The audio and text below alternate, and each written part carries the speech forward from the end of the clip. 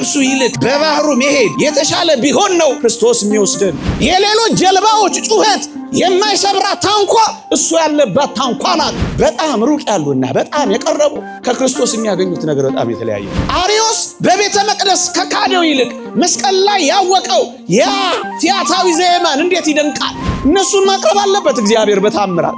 እኛስ ከዲያብሎስ ጋር ባለብን ብርቱ ውጊያና ፈተና አሸናፊዎች መሆን አለብን። በምድር ላይ ደዌያትን አራቀ፣ በታንኳ ላይ ደግሞ የሐዋርያትን ፍርሃት አራቀላቸው።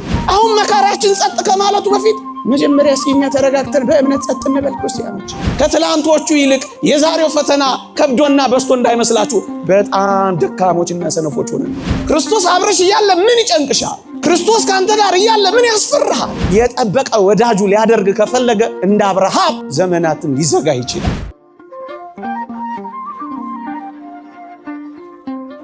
የተወደዳችሁ ክርስቲያኖች፣ በፈተናዎቻችን መካከል ያወቅነው ክርስቶስ አይበልጥም? በእርግጠኝነት በደህናው ጊዜ ካገኘነው እግዚአብሔር ይልቅ በመከራችን ጊዜ ያገኘነው እግዚአብሔር አላስደነቃችሁ? ጸጥ ባለ ጊዜ ካየነው ይልቅ በማይበል ውስጥ የቀመስነው እግዚአብሔር አላሳረፋችሁ? ምንም ባልነበረበት ጊዜ ካወቃችሁት ከተረዳችሁት እግዚአብሔር በላይ በእውነት ምን ውስጥ ገባለሁ ባላችሁ ጊዜ ደርሶ ያወጣችሁ አምላካችሁ አልደነቃችሁ? በመከራ ውስጥ የሚታወቅ እግዚአብሔር እንዴት ይደንቃል! ወገኖቼ አርዮስ በቤተ መቅደስ ከካደው ይልቅ መስቀል ላይ ያወቀው ያ ቲያታዊ ዘየማን እንዴት ይደንቃል! እዛ ውስጥ ማየት፣ እዛ ውስጥ ክርስቶስን ማግኘት አይደንቅም? የተተወውን ማወቅ፣ የተጣለውን መረዳት፣ የተናቀውን ማክበር፣ የተገፈተረውን ማቀፍ፣ ምንም አይደለም የተባለውን ሁሉ ነገር ነው ብሎ ማመን፣ ይሄ እኮ ነው የሚደንቀው። በመከራዎች ውስጥ እወቁት። ይሄን እግዚአብሔርን ማወቅ እጅግ የሚጠልቅ ነው ወገኖቼ።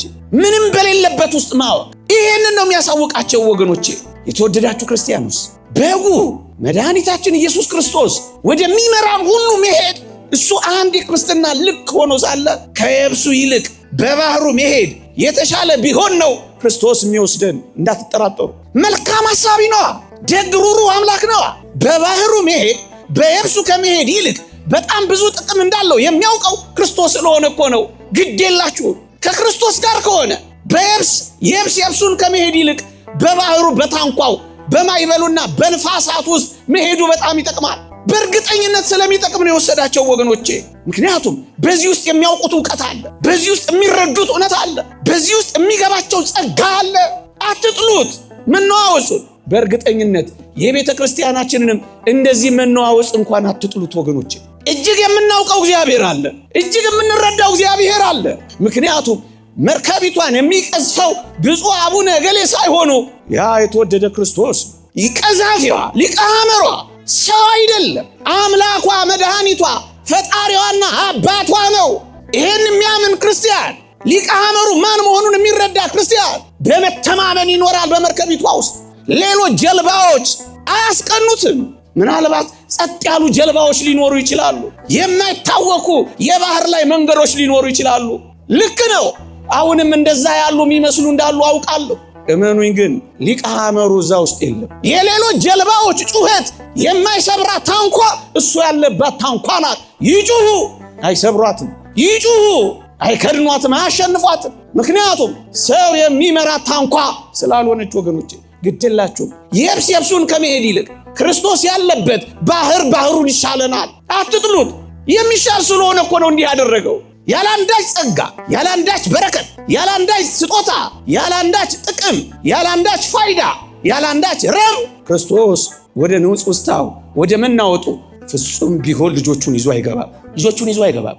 ባህር ላይ ከመሆኑ በላይ እጆቹ ላይ እንዳለን እንተማመናለን። ባህሩን አናይ፣ ይልቁኑ ልታድነን ተነስ ብለን የምንቀሰቅሰውን የባህሩን የማይበሉን የንፋሳቱን ጌታ እንጠራዋለን። እጆቹ ላይ እንዳለን እናምናለን። እንጠራዋለን። ግድ የላችሁም። ወደ ባህሩ ማዶ እሱ የሚገባ ከሆነ አብራችሁት ግቡ። እሱ ከፈቀደ የትኛውንም መከራ ታገሱ። እሱ የመራችሁ ከሆነ የእሱ ፈቃድ ከሆነ ወደ ኋላ አትቅሩ። እመኑትና ተቀበሉት። ከየብሱ ይልቅ በባህሩ መሄድ የተሻለ ቢሆን ነው የወሰዳቸው። መከራን የማወቅና የመረዳትን ጸጋ ሊያሳያቸው ክርስቲያኖች። ማክሲመስ የተባለ ሊቅ እንዲህ ይላል ስለ ፈተና ሲናገር፣ ፈተና በአንዳንዶች ዘንድ ከቀደመ ኃጢአታቸው ሊያነጻቸው ይመጣል፣ በሌሎች ደግሞ አሁን ያላቸውን ፍጽምና የበለጠ ሊያሳምር ይመጣል። እንዲሁም በሌሎች ደግሞ ሊመጣ ላለው ነገር እንዲዘጋጁ ለማድረግ ይመጣል ይላል። አዎ በቃ ወይ ያነጻሃል ክርስቲያን ከሆንክ ወደ ባህሩ ከክርስቶስ ጋር አብረ የተሳፈርክ ከሆንክ ወይ ያነጻሃል አንድ ወይ ደግሞ የበለጠ አሁን ያለን ጥንካሬ ውብ አድርጎ የበለጠ ያሳምርልሃል ወይ ደግሞ ቅድም ላልኩ ለሚመጣው መከራ ይሰራሃል። ክርስቲያን ኮንክ ትሰራለህ፣ ክርስቲያን ኮንክ ትነጻለህ፣ ክርስቲያን ኮንክ በፈተናዎቹ በመከራዎቹ ውብ እየሆንክ እየነጠርክ ትሄዳለህ። ዓላማው ይሄ ነው፣ ወደ ባህሩ የሚወስደው። ለምን ወደ ባህሩ ወሰዳቸው? ጥቂት ነገሮችን ነግሬያችኋለሁ። ለምን ደቀ መዛሙርቱን ብቻ ወሰዳቸው? ለምን ሌሎቹ ቀሩ? ቅድም ባለው በእነሱ ስንፍናና ድካም የብሱን እንጂ ባህሩን መሄድ ስለማይፈልጉ፣ ትንሽ ርቀት መጓዝ ስለማይፈልጉ፣ ክርስትናውን ለራሳቸው እንደሚያመቻቸው አይነት ሰዎች ስለሆኑ እሱን ዘርዝረን ለምንድን ነው ግን ሁለት ነገሮችን በቅርበት ላሉና በርቀት ላሉ የሚሆነውን ነገር ልጠቁማችሁ። የተወደዳችሁ ክርስቲያኖች በጣም ሩቅ ያሉና በጣም የቀረቡ ከክርስቶስ የሚያገኙት ነገር በጣም የተለያየ ነው። እዩ በጣም ርቀው የብሱን ላሉ የእጁን ታምራት ብቻ ያያሉ። በጣም የቀረቡት ግን ከፍ ብለው እንደ ምስጢር ወዳጅ አንድ ነገር ይረዳሉ። ምን ይላሉ? እሱ ባለበት የሚመጣ አደጋንና ፈተናን እንዴት እንደሚያልፉ ያውቃሉ፣ ይረዳሉ። ምን ማለት ነው? ለቀረቡት ተአምራት ይደረጋል። ትንሽ በጣም ለቀረቡት ፈተና ይደረጋል። ደግሞ በጣም ለራቁት እነሱን ለማቅረብ ተአምራት ይደረጋል። አንዳንዶች ኦርቶዶክሳውያን ሆነ ይሄንን መከራ እኔ ኦርቶዶክስ ስለሆንኩ ማለትም የለብኝም፣ ግን አንዳንዶች ይሄ እንዳይመስላቸው እያጋነንና እየኳለን እንዳይመስላቸው። ለምንድን ነው ይሄ ሁሉ መከራና ውርጅብኝ ከዘመናት መፈጠር ጀምሮ የደረሰብን ካላችሁኝ በጣም የቀረብን ስለሆንን ነው። በእርግጠኝነት የቀረቡት ሐዋርያት ማዕበልና ነፋሳት እስኪደፍቃቸው ድረስ ፈተና ገጠማቸው። የራቁት የብሱን የሚሄዱት ግን የእጁን ታምራት አሳያቸው። ምን ማለት ነው? በጣም ከቀረብክ ከፈተናዎች ጋር ከመከራዎች ጋር በዚህ ምድር ካሉ ስቃዮች ጋር ከክርስቶስ ጋር አብረህ ትኖራለህ። ስትቀርብ የበለጠ ፈተና ይመጣል። ሁሉንም ቅዱሳንን ሕይወት ተመልከቷቸው እስኪ ጥቀሱልኝ። ያለ መከራ ጸጋን የተቀበለ ማን ነው? ከክርስቶስ ታንኳው ጋር አብሮ ተሳፍሮ ማዕበልና ነፋስ ንዑስ ውስጣ ያላገኘው ማን ነው? እስኪ ጥሩልኝ። ቅዱስ ያዕቆብ ነው። ዝሆን የሚባል በሽታ ነበረበት። በቅርጫት እየዞረ ነበር የሚያስተምረው። ጳውሎስ ነው። ራሱን የሚወጋው ሰይጣን ተሰጠኝ እስኪል ድረስ ራሱን ታማሚ ነበር። ቅዱስ ጴጥሮስ ነው። ብርቱ የወባ በሽተኛ ነበረ። ምዕመናን እኛ ከነሱ የተለየነንን? ወደዚህ ታንኳ አብረን ነው የተሳፈርን አይደለምን? ወደዚህ ሕይወት ምርጫ አድርገን ገብተን የለምን? ስለዚህ እዩ እንደ ሌሎች ብዙ ተአምራት አትጠብቁ። ተአምራት ባይደረግልን፣ መና ባይወርድልን፣ ሽባችን ባይተረተርም፣ ጉድለታችን ባይሞላም የምናምነው እንደሆንን ማረጋገጥ ስለሚፈልግ ከፈተና ጋር ልንኖር እንችላለን ክርስቲያን። ምክንያቱም ስለቀረብን፣ ስለተተወን አይደለም፣ ስለቀረብን የምስጢራቱ ተካፋዮች ስለሆንን፣ የባህሩ ጉዞ ተጓዦች ስለሆንን፣ ታንኳው ጋር አብረን ስለገባን እነዚያ ይህን ተአምራት ለማየት አይችሉ። በፈተና ውስጥ በመከራ ውስጥ በጭንቀት ውስጥ ያለውን ማስፋት፣ አው በመከራ ውስጥ ያለውን የእግዚአብሔርን የማዳን እረፍት አይረዱም። ይሄን የሚረዱት በጣም ለቀረቡት ፈተና ለራቁት ታምራትን ማሳየት ሲፈልግ ክርስቶስን እዩት። በመጽሐፍ ሕዝቡን አብሮ ያደርጋል። በእርሱ ላይ በጌታችን ላይ አንዳች ፈተናና አደጋ ሲነሳ ግን ከሐዋርያቱ ጋር ይሆናል። ምክንያቱም አሸናፊነታቸው በሁሉ ዘንድ የጎላና የተረዳ እንደሆነ ያውቁ ዘንድ አደጋ ሲደርስ እነሱን ይሰውራቸዋል። አንዳንድ ሰዎች በጣም የራቁ ምናልባትም አሕዛብ የሆኑ ድንቅ ተአምራቶችን ታዩ ለቤተ ክርስቲያን ሲደረግ ይህ እነሱን ለማቅረብ የሚያደርገው የእግዚአብሔር የቸርነቱ ሥራ ነው። ለእኛ እንዴት አያደርግም እንዴ? እነሱን ማቅረብ አለበት እግዚአብሔር በተአምራት። እኛስ ከዲያብሎስ ጋር ባለብን ብርቱ ውጊያና ፈተና አሸናፊዎች መሆን አለብን። ስለዚህ ለአንዳንዶቻችን ፈተና፣ ለሌሎቻችን ደግሞ ተአምራት ሊቀርብልን ይችላል። የተወደዳችሁ ክርስቲያኖች ለሌሎች ደዌያትን ሲያባርርላቸው ከርሟል። ቅድም እንዳልኳችሁ በመግቢያ ይላል። ለሐዋርያትስ የፍርሃት ጊዜ፣ የድንጋጤ ጊዜ፣ የመረበሽ ጊዜ ይሰጣቸዋል። እንዲህ አይነት ጊዜ ሊኖር ይችላል። የመረበሽ ጊዜ፣ የፍርሃት ጊዜ፣ የማጣት ጊዜ፣ እንቅፋት የመግጠም ጊዜ፣ ደስ የማያሰኙ ጊዜያት። እነዚህ ጊዜያት እኮ የሐዋርያት የዚህ የታንኳ ላይ ጊዜያት ናቸው ወገኖች።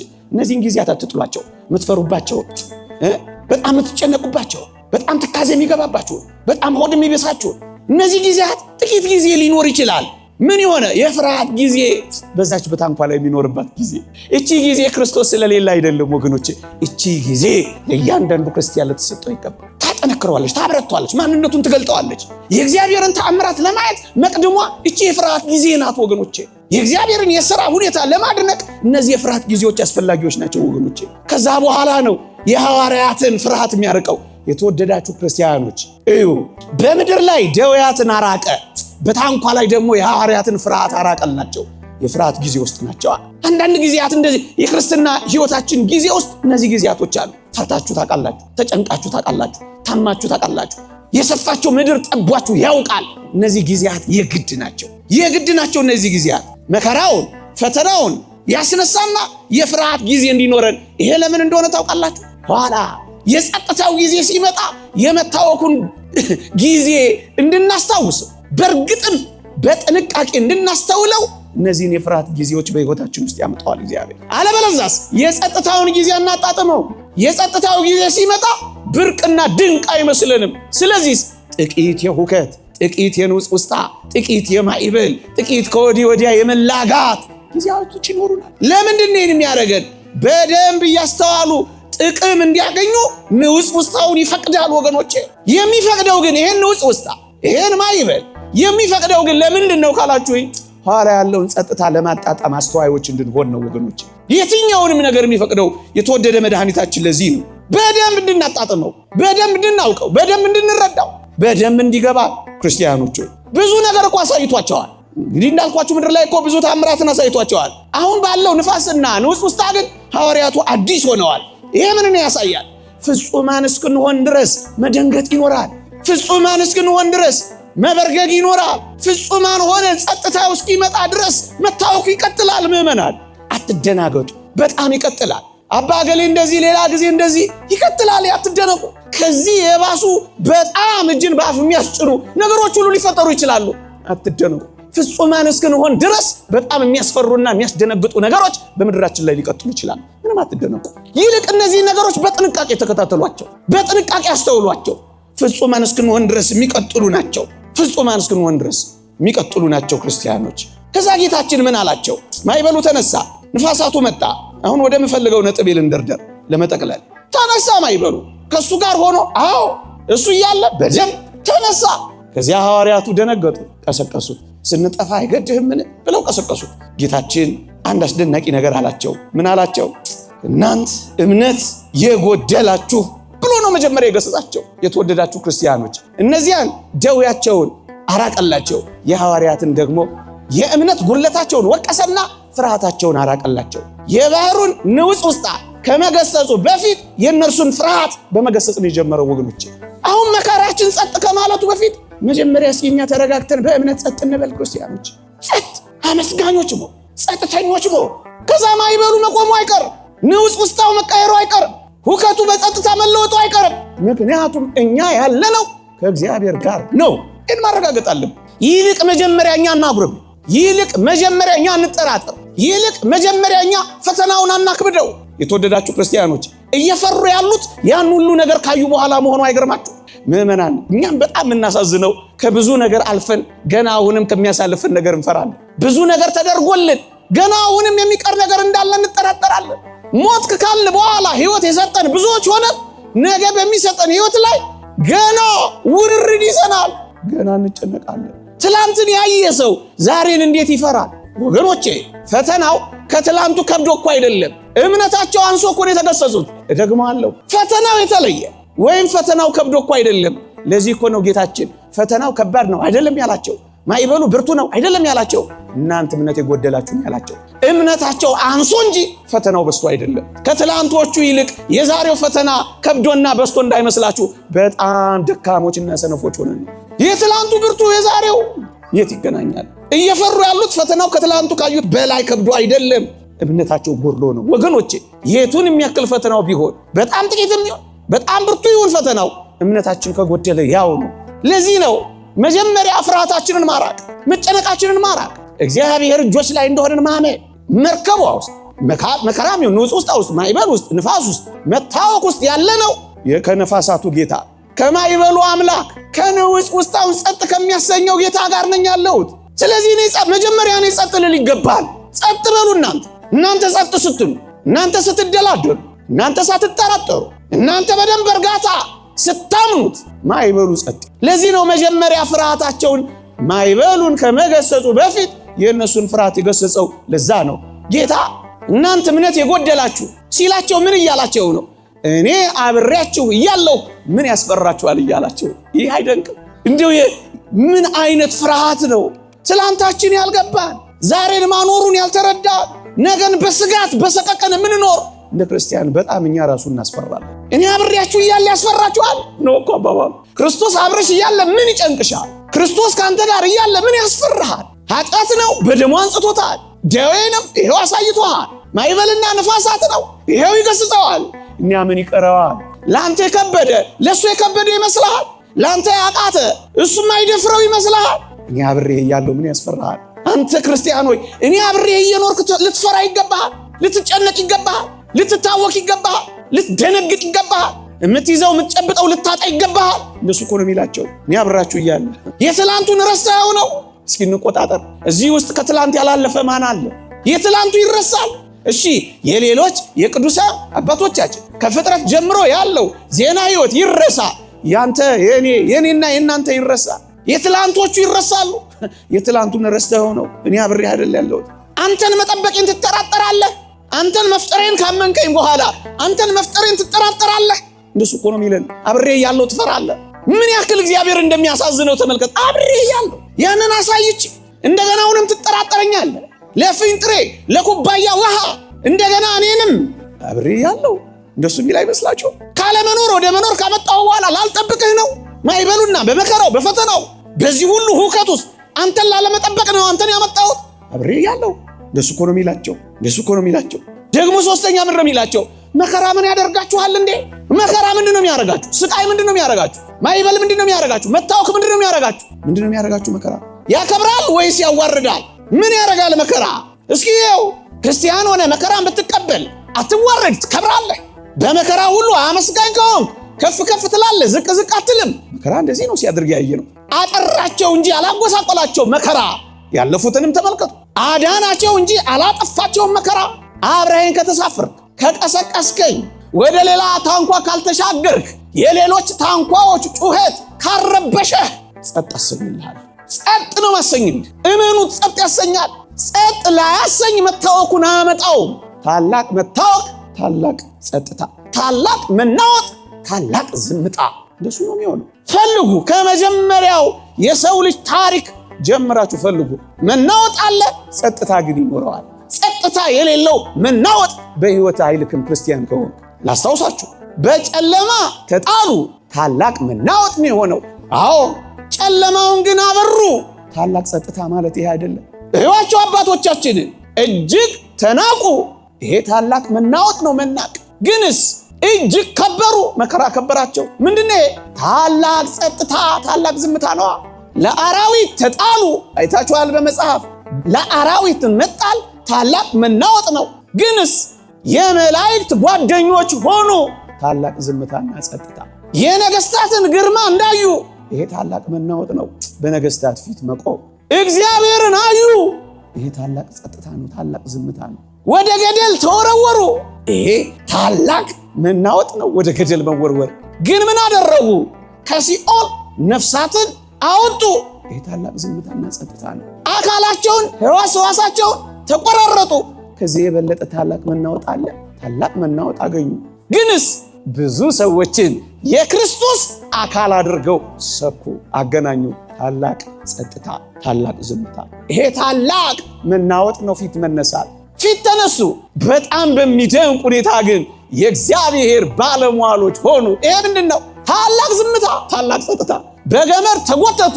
እንደነ ሰርምኔሱ ፖሊካርፐስ በፈረስ ጭራ ተጎተቱ። ግንስ ይሄ ታላቅ መናወጥ ነው። ግንስ በፍቅራቸው በጸሎትና በሱባኤያቸው ብዙዎችን ወደ ክርስቶስ በፍቅራቸው ጎተቱ። ይሄ ምንድን ነው? ታላቅ ዝምታና ታላቅ ጸጥታ። ታላቅ ጸጥታ። ዘለፋን ጠገቡ በዚህ ምድር ላይ። አሁን ጥቂት ተነካን ብለን እንዲያና እንዲህ የምንል ባዮች በበዛንበት ዘለፋ፣ ነቀፌታን፣ ትችትን ጠገቡ። ኋላስ ዝማሬ መላእክትን ሰማ። ያኛው መናወጥ። ይህስ ጸጥታና ዝምታ። እመኑኝ፣ ከታላቅ መናወጥ በኋላ ታላቅ ጸጥታ አለ። ቀሰቀሱት። አብረውት ተሳፍረዋል። ከተሳፈሩት የተቀመጠው የተኛውን አምላክ አይተዋል። ዝም አላቸው። ዝም ክርስቲያን ሆይ ዝም የሚል ተማምኖብህ ነው ቢሆን ተማምኖብህ ነው ዝም ያለ። እንደ ኢዮብ ከተማመነብህ ዝም ይላል። ሰይጣን ሲተናኮልህ ዝም ይላል። እንዲያና እንዲህ የሆነ መከራ ሲያመጣብህ ጸጥ ይላል። እስኪ ሊየው ይላል። እስኪ ይላል። ዝም የሚለው ተማምኖ ወይ ደግሞ የጠበቀ ወዳጁ ሊያደርግ ከፈለገ እንደ አብርሃም ዘመናትን ሊዘጋ ይችላል። ዝግት ምን እንድትሆን በጣም ጥብቅ ወዳጁ እንድትሆን ነው። የተወደዳችሁ ክርስቲያኖች ያቺ ዝም ያላት እዛች ታንኳ ውስጥ ዝም ያላት ዝምታ ለብዙዎቻችን እንዴት ዝም ይላቸዋል? ጭካኔ አይሆን ይሆን ብለን አይደለም። የእነሱ የሚፈለግ ጉዳይ አለ። መቀስቀስ ሳንቀሰቀሰው ተነስቶ እንዲገስጽልን የምንፈልገው እኛ ምንድን ነው? አሁን ብዙዎች የምር እያለቀስን እንጸልያለን። የምር ሱባኤ አለን። እንደ ሀገር በደረሰብን ድካም፣ ውድቀት፣ ውርደት እንደ ኦርቶዶክሳውያን ባለ መከራ በዚያ ልክ የምናደርገው መቀስቀስ የት አለ? እውነት አለ? ዝምታውን እንደ ጭካኔ እንዳንቆት፣ ዝምታውን እንደ ጭካኔ። የተወደዳችሁ ክርስቲያኖች ክርስቶስ ስለኛ የተሸከመው መስቀል ትርጉሙ ፍቅር ከሆነ እኛ ስለ ክርስቶስ ብንሸከመው መከራና ስቃይ ወይም ባጭሩ መስቀል ጭካኔ ሊሆን ይችላል ብለን እንዴት እንገምታለን? ክርስቶስ ለኛ ያሳየው ፍቅር ከሆነ መስቀል ላይ የተሸከመው መስቀልን ተሸክሞ ይከተለኝ ያለው የትኛውም የክርስቲያን መከራ የእግዚአብሔር ጭካኔ ያደርገልን ተረጉሞ አይገባም። የተወደዳችሁ ክርስቲያኖች የተወደደ አምላካችን እግዚአብሔር አብ የተወደደ መድኃኒታችን ኢየሱስ ክርስቶስ አንድያ ልጁን ዝም በማለቱ አብ ጨካኝ ነው ካልተባለ እኛን ዝም ቢለን ጨካኝ ነው አይባልም። እንዳትሉት ይልቅ የላቀ የፍቅር ዓላማ የላቀ የሥራ ዓላማ እንዳለው ልንረዳ ይገባናል ወገኖቼ። ታላቅ መናወጽ ታላቅ ጸጥታ ግን ይከተለዋል። ኢዮብን ልትመለከቱ ትችላላችሁ። 10 ልጆቹን አጣ። ኋላ ላይ መጽሐፍ ቅዱስ ጊዜ ስለሌለኝ በዚህ ብቻ ላብቃ። ኢዮብን ያለ ደረጃ አንድ መከራ የተቀበለ ፈተናን ያስተናገደ ሁከትና ማዕበል በሕይወቱ ያለፈ ሰው እንደሌለ ታውቃላችሁ። በታላቅ መናወጽ ውስጥ ታላቅ ጸጥታውን ላሳያችሁ። ብዙ ጊዜ ታላቅ መከራውን ሰምተናል። ታላቅ መናወጽ በሕይወቱ ካለፈ በኋላ ታላቁ ጸጥታ እንዲህ ይላል፣ እግዚአብሔርም ከፊተኛው ይልቅ የኋለኛው ለኢዮብ ባረከ ይላል። ታላቅ ጸጥታ። እንደ ኢዮብ ሴቶች ልጆች ያሉ የተዋቡ ሴቶች በአገሩ ሁሉ አልተገኙም ይላል። ኋላ የሰጠው ታላቅ ጸጥታ። እግዚአብሔርም ቀድሞ በነበረው ፈንታ 2 እጥፍ አድርጎ ለኢዮብ ሰጠው። ታላቅ ጸጥታ፣ ታላቅ መናወጽ፣ ታላቅ ጸጥታ። ዮሴፍንም አብርሃምንም አልዓዛርንም ሐዋርያትንም የዚህችን ዓለም መጠናቀቅ በሰማይ ወደብ ያለንን እረፍት ተመልከቱት። ታላቅ መናወጽ በዚህ ዓለም፣ ታላቅ እረፍት በሚመጣው ዘመን። ይቆየን። የእግዚአብሔር ቸርነት የእመቤታችን አማላጅነት ሩሳን በረከት ረድኤታ አይለየን። አሜን።